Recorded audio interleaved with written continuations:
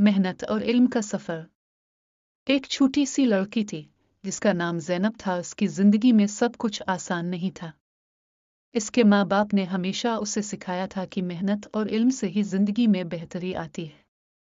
ज़ैनब के माँ बाप काफ़ी गरीब थे, लेकिन अपनी बेटी की तालीम में कोई कसर नहीं छोड़ी थी। ज़ैनब स्कूल जाती थी, लेकिन स्कूल के बाद वो अपनी माँ की मदद करती थी।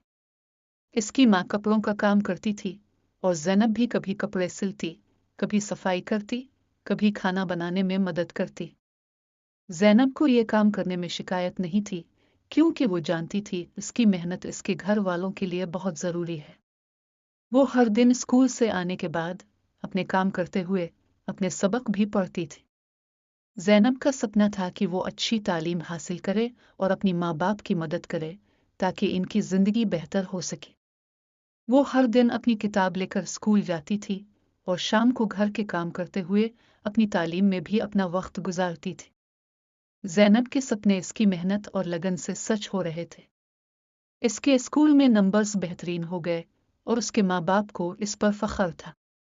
ज़ैनब ने अपनी तालीम और काम को बैलेंस करके सबको दिखाया कि अगर इंसान में हौसला और मेहनत हो तो कोई भी मुश्किल काम आसान हो सकता है। आज ज़ैनब ने न सिर्फ अपनी ज़िंदगी में तरक्की की, बल्कि अपने माँ बाप के लिए भी बेहतरीन मुस्तकबिल तैयार किया। इसकी कहानी हर एक लड़की के लिए मिसाली बन गई। ये कहानी एक मसलहत है जो ये दिखाती है कि अगर हम अपनी मेहनत और इल्म को सही तरीके से इस्तेमाल करें तो हम अपनी ज़िंदगी और अपने घर वालों की ज़िंदगी में बेहतरी ला सकते हैं।